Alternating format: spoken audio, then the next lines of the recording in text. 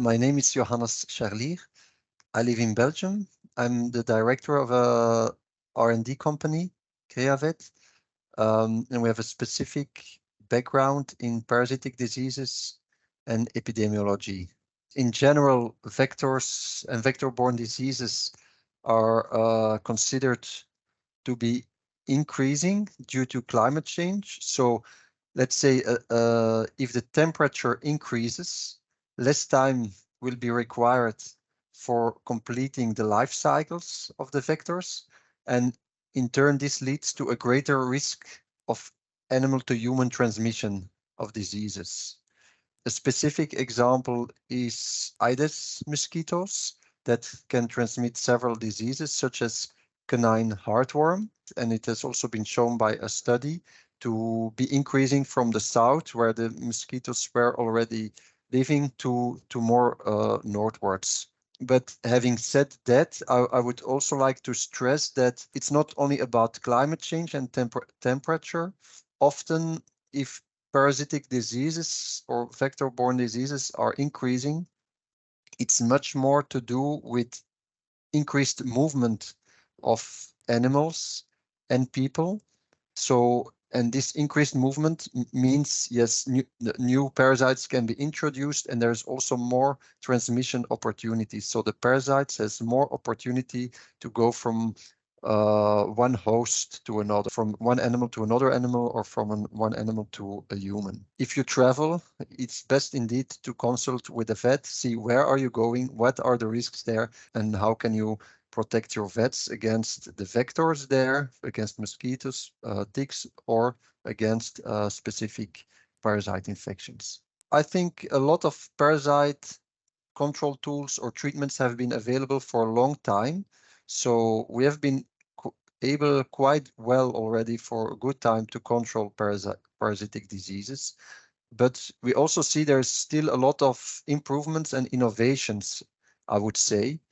Some concrete examples are, for instance, vaccines against leishmania in dogs.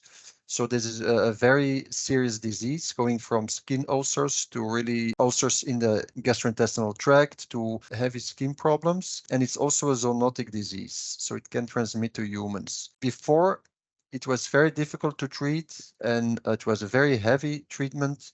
Now, in recent years, vaccines have come available, although they do not completely prevent the disease, or they do not completely stop the transmission, but they're a huge help in reducing the disease and also in helping to prevent it going from one dog to another, or even eventually to a human. I'm also thinking of drugs and antiparasitics in companion animals that have become more easy to use. For instance, they have a longer persistent efficacy, which means they have to be administered less frequently, or they are more easy to administer, such as via the chewing tablets, via collars, and so on. So that means that there's a higher compliance of the pet owner to use the drugs in a correct way.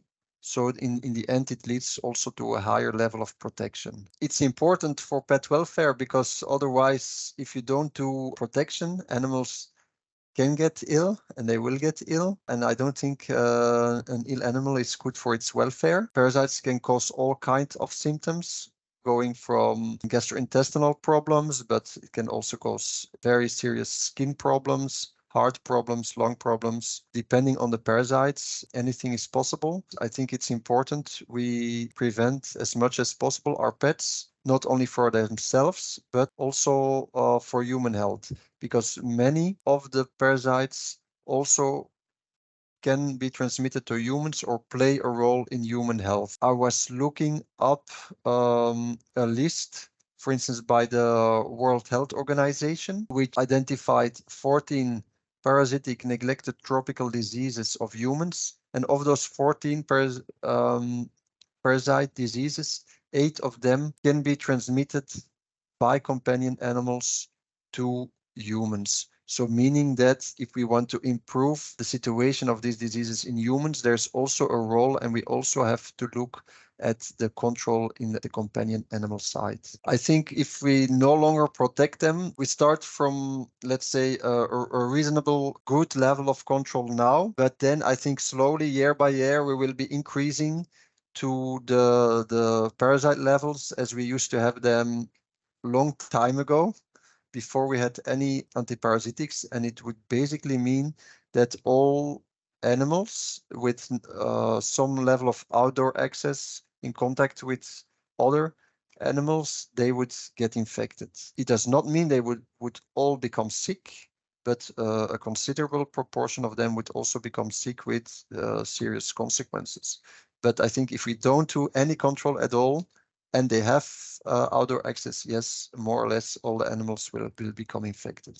For instance, a flea infestation, it's very annoying for the animal. There will be scratching. The flea can sometimes also hop on to the humans, so also cause some irritation in humans. And it is also the vector of some other diseases. So if you have fleas, for instance, the flea can transmit some worm diseases to the animal. The flea can also transmit bacteria that can then cause the cat scratch disease, which is a very serious disease in humans and very difficult to treat and which requires a lot of antibiotics.